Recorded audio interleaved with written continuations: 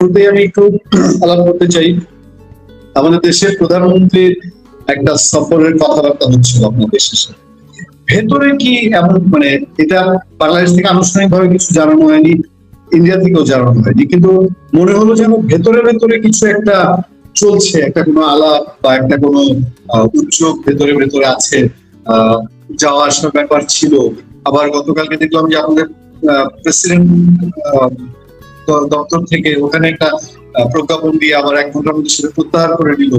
মানে বিষয়টা কি ঘটছে, আমি আমি আপনাদের কাছে খুব রহস্যময় মনে হচ্ছে জিনিসটা। আমি একটু সর্বশেষ অবস্থা জানতে চাচ্ছি। সর্বশেষ অবস্থার নতুনত্ব কিছু ঘটেনি, কিন্তু যেটা বলার জন্য যে ভারত সরকার দুবার আমন্ত্রণ জানিয়েছেন প্রধানমন্ত্রীকে, দুটোই একটি ব্যক্তিগত মানে দ্বিপাক্ষিক সফরের জন্য এবং একটি ব্রিক্স সম্মেলনে আসার জন্য।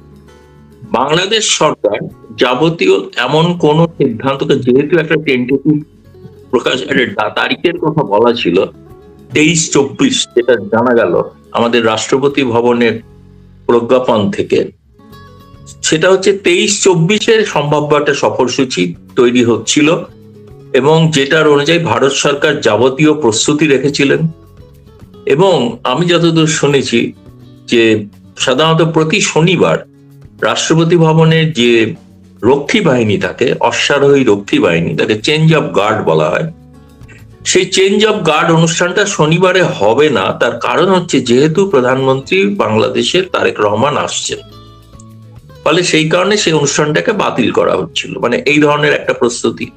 দ্বিতীয় প্রস্তুতি আমি যেটা জানি, যেটা ব্যতিক্রমীর কথা বলা হয়েছিল, ব্যতিক্রমী তাকে সম্বর্ধনা দেওয়া হবে, সেটা হচ্ছে রাষ্ট্রপতি ভবনে সাধারণত রাষ্ট্রপতি প্রধানমন্ত্রীর জন্য ব্যাংকোয়েট দেন না, ব্যাংকোয়েট দেন প্রধানমন্ত্রীর জন্য প্রধানমন্ত্রী, আর রাষ্ট্রপতি এলে রাষ্ট্র। কিন্তু একটা বিরল সিদ্ধান্ত হিসাবে ভারত সরকার সিদ্ধান্ত নিয়েছিল রাষ্ট্রপতি তাকে ব্যাংকোয়েট দেবেন, নৈশভোজ দেবেন রাষ্ট্রপতি ভবনে। পরের দিন আনুষ্ঠানিক 24 তারিখে হায়দ্রাবাদ হাউসে মিটিং হবে, সেখানে প্রধানমন্ত্রী তাকে মধ্যভোজে আপ্যায়ন করবে এবং আলাপ আলোচনা শেষে তিনি ফিরে যাবেন। মানে এত সংক্ষিপ্ত সফরে ছিল, কিন্তু ঠাসা কর্মসূচি ছিল, যে কারণে রাষ্ট্রপতি ভবনকে এই সিদ্ধান্তটা মানে প্রত্যাহার করতে হলো। তাদের যে প্রস্তুতি নেওয়া সব রকম ছিল, এমনকি নিরাপত্তা রক্ষীও তার ব্যবস্থা করা হয়ে গিয়েছিল, তাদের জন্য বাড়ির ব্যবস্থা ছিল, হোটেলের বুকিং এর ব্যবস্থা ছিল। কিন্তু যখন শেষ মুহূর্ত পর্যন্ত তারা কিন্তু এখনো আনুষ্ঠানিকভাবে জানাননি যে তারা আমন্ত্রণ প্রত্যাখ্যান করেছে। এখন যদি 23-24-এ তাকে আসতে হয়, তাহলে ভারত সরকারকে জানাতে হয় যে হ্যাঁ আমি আসছি অথবা আসছি না। এটা একটা বিরল কূটনৈতিক শিষ্টাচারের নমুনা দেখালো বাংলাদেশ, যে একটা আনুষ্ঠানিক আমন্ত্রণ জানানোর পরে তারা প্রয়োজন বোধ করলেন না একটা শিষ্টাচার দেখানো। এবং দ্বিতীয়ত হচ্ছে যে ধরুন মানে তারা যে শর্ত আরোপ করলেন প্রকাশ্য সাংবাদিক বৈঠকে, যে শর্তগুলো সোজা কথা হচ্ছে ভারতের পক্ষে মানা সম্ভব, এবং যেটা যদি তারা সমস্ত কিছু জানে যে এটা প্রত্যার্পণ করতে গেলে কি নিয়ম কানুন, যদি তারা জেনে থাকেন, কারণ 17 বছর ক্ষমতায় থাকার না থাকার ফলে তারা যদি নিয়ম কানুন কিছু না জানেন সেটা অন্য বিষয়, কিন্তু বাকিরা তো নিয়ম কানুন জানে। সেটা যে প্রত্যর্পণ, এটা হচ্ছে অজুহাত, এটা অজুহাত। এবং আমার মতে এটা জামায়াত, চরমপন্থী উগ্রপন্থী যে আল কায়দা এখন বাংলাদেশে দেখা যাচ্ছে, এটা তাদের চাপে এটা এই সিদ্ধান্ত।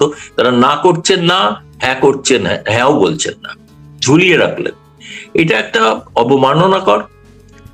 আমি যতদূর জানি ভারতে প্রবল এই নিয়ে সমালোচনা হচ্ছে, এবং এও বলা হচ্ছে বাংলাদেশকে এতটা শিষ্টাচার দেখানোর প্রয়োজনীয়তা ছিল কিনা। এবং দ্বিতীয়ত, এই সিদ্ধান্ত ভারত সরকার এটা সিদ্ধান্ত নিয়েছেন, এরপরে তারেক রহমান সরকারকে আগ বাড়িয়ে আমাদের হাই কমিশনারও কিছু বলতে যাবেন না, কেউই বলবেন না। তাকে আমন্ত্রণ জানানো রয়েছে, আমন্ত্রণটা পেন্ডিং আছে, তিনি নাকচ করেননি, ফলে তিনি এবার সিদ্ধান্ত নিয়ে জানাবেন কবে আসবেন।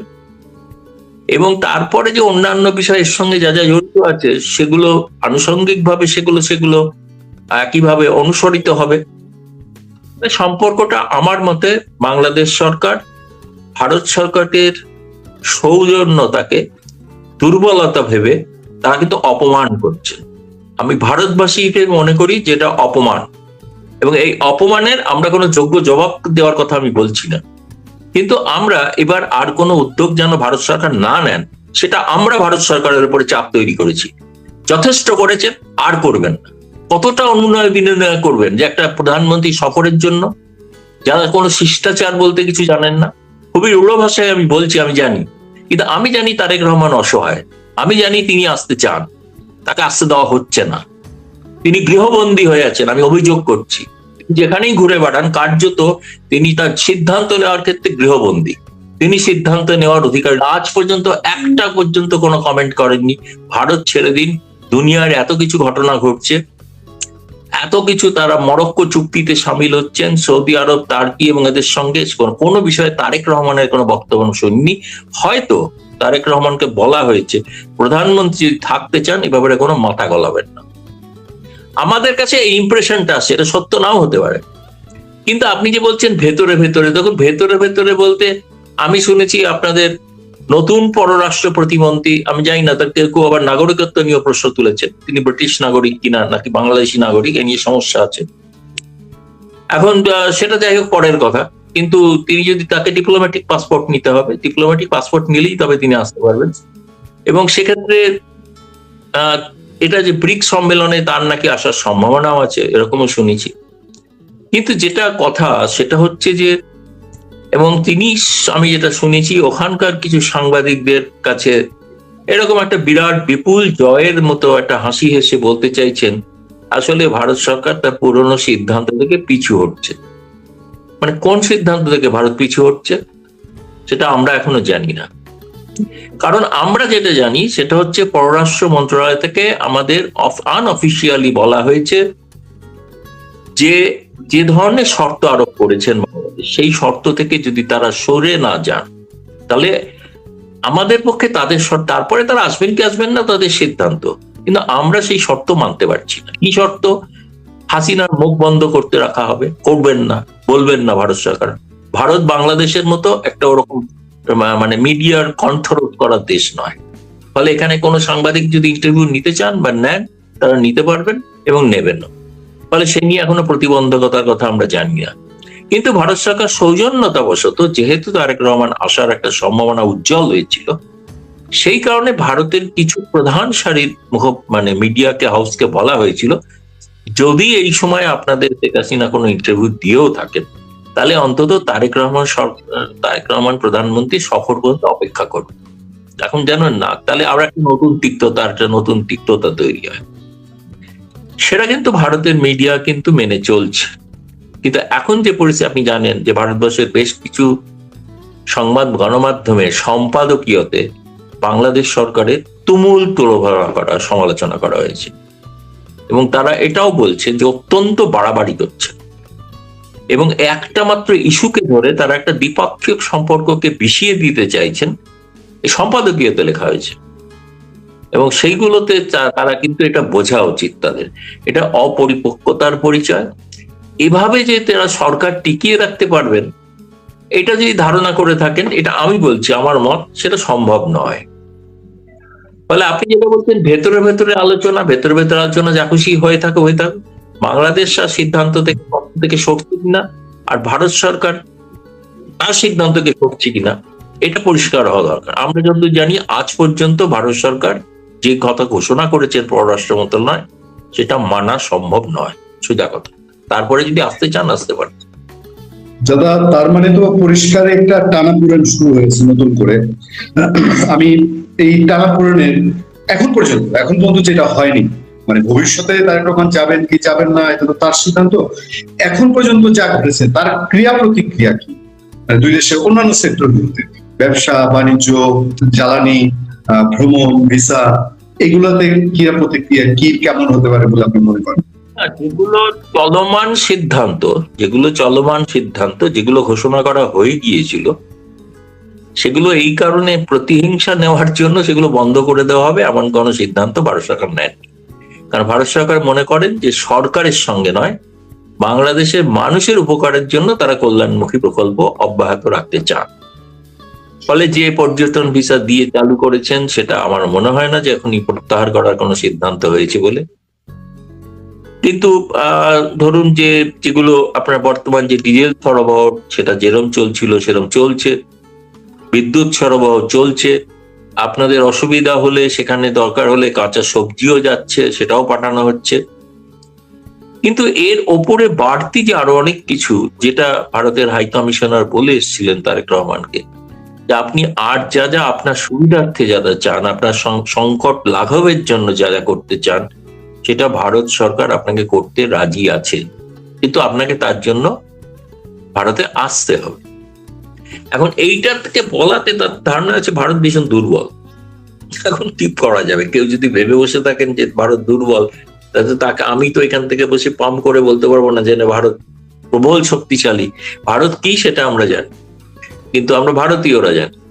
যদি এই বর্তমান সরকার, বাংলাদেশের অধিকাংশ মানুষ এটা মনে করেন না, বাংলাদেশের অধিকাংশ মানুষ, আমি বলবো বৃহত্তর অংশের মানুষ, তারা ভারতের সঙ্গে সুসম্পর্ক চান, যার প্রমাণ আপনারা দেখেছেন ভিসা লাইনের ভিড়।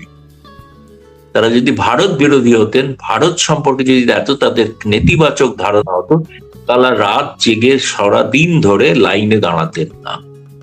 ফলে সাধারণ মানুষ ভারতের পক্ষে যারা নয়, বিরোধী যারা, তারা হলেন একদল রাজনৈতিক নেতা, একদল চরমপন্থী, একদল উগ্রপন্থী, যারা বাংলাদেশকে আবার পূর্ব পাকিস্তান করতে চান। দাদা, যে বাড়তি ডিজেলটা চাওয়া হয়েছিল, এই বিষয়টা হ্যাং হয়ে আছে, এটার ব্যাপারে কিন্তু কোনো সিদ্ধান্ত জানা যাচ্ছে না। সিদ্ধান্ত নেই, তার কারণ হচ্ছে সিদ্ধান্ত একটা তো বলা হয়েছে, প্রকাশ্যে বলেছেন আমাদের মুখপাত্র। তিনি বলেছেন ভারত ও বাংলাদেশের মধ্যে ডিজেল সরবরাহের একটা ব্যবস্থাপনা আছে, এই ব্যবস্থাপনা অনুসারে শেখ হাসিনার তৈরি করা পাইপলাইন দিয়ে বাংলাদেশের ওই বর্তমান যারা আছেন তাদেরকে সমস্ত তেল পাঠানো হচ্ছে, কিন্তু বাড়তি তারা আরো চেয়েছে। সেটা ভারত সরকার জানিয়েছে যে আমরা ভারতের আন্তর্জাতিক ক্ষেত্রে তো একটা ডিজেল বা তেলের সংকট আছে না, সমস্ত জাহাজ হরমুজ প্রণালীতে আটকে আছে, বাংলাদেশেরও আটকে আছে অনেক গ্যাসের, যেগুলো গ্যাস নিয়ে আসার কথা। ফলে এই ভারতের আভ্যন্তরীণ যে চাহিদা, সেটাকে এটাকে না মিটিয়ে মানে আগ বাড়িয়ে কোনো বাড়তি কিছু করা যাবে না। দ্বিতীয়ত, তেল শোধনাগার যেগুলো, তাদের একটা উৎপাদনের ক্ষমতার একটা সীমাবদ্ধতা আছে। আপনি চাইলেই কিন্তু মানে 1 লক্ষ টন যদি উৎপাদন করার সম্ভাবনা থাকে, সেটাকে আপনি 2 লক্ষ টন ক্ষমতা সম্পন্ন জায়গায় নিয়ে যেতে পারবেন না। আপনি একটা হাঁড়িতে যদি ভাত রান্না করেন, সেই হাঁড়িতে যতটুকু চালের ভাত হতে পারে ততটুকুই তো হবে না। আপনাকে যদি অনেক লোকের জন্য করতে হয়, পিকনিকের মতো করতে হয়, দাওয়াত দিতে হয়, অনেক খাওয়াতে, তাহলে বড় হাঁড়ি আনতে হয় না? সেই হাঁড়িটা তো বড় নয়, হাঁড়িটা তো সীমিত আয়তন। ফলে সেই মধ্যে থেকে যতটুকু দেওয়া সম্ভব, তার কিন্তু কোনোটাই ভারত বন্ধ করেনি। এটাকেও কিন্তু ভারতের তার একটা যুক্তি কখনো কখনো কেউ দেন সরকারের পক্ষে, নির্লজ্জের মতো যুক্তি দেন। সেটা হচ্ছে এটা ব্যবসায়িক সম্পর্ক, আমরা তো ফ্রিতে নিই না, বিনা পয়সায় নিই। তা আপনি ফ্রিতে পাকিস্তান থেকে নিন না, কে বারণ করেছে? আপনি বলে দিন ভারত থেকে নেবো না, ভারত থেকে বিদ্যুৎও নেবো না, ভারত থেকে ডিজেলও নেবো না, ভারত থেকে কাঁচা মরিচও নেবো না। আপনি বলে দেন, প্রকাশ্যে ঘোষণা করে দেন আপনি নেন পাকিস্তান থেকে, তুরস্ক থেকে, কি চীন থেকে, কে বারণ করেছে? বারণ তো কেউ করেনি, কিন্তু আপনি নেবেনও, আবার বলবেনও এসব কথা, আবার বাড়তিও চাইবেন, আবদার করবেন। একটা হাস্যকর পরিস্থিতি। মাঝখান থেকে বাংলাদেশের মানুষের দুর্গতি, কষ্ট বাড়ছে, এটা দুর্ভাগ্যের বিষয়। ক্ষতিগ্রস্ত হচ্ছেন কেউ এই রাজনৈতিক নেতারা নয়, তাদের প্রত্যেকের বাড়িতে কিন্তু গ্যাস আছে, বিদ্যুৎ আছে, আলো জ্বলছে, খাবার দাবার হচ্ছে, মুরগি মাটন সব খাচ্ছেন, হ্যাঁ, এবং দরকার হলে তারা গরুর মাংসও খাচ্ছেন। কিন্তু সাধারণ গরিব মানুষের পক্ষে জোগাড় করাটা মুশকিল হয়ে যাচ্ছে। আমি জানি বহু মধ্যবিত্ত মানুষ, তারা গ্যাসের সংকটের জন্য ইলেকট্রিক হিটার কিনেছিলেন, ইলেকট্রিক হিটারে রান্না চাপিয়ে দেওয়ার পর বিজলি চলে গেছে, সারাদিনে বিজলি আসেনি।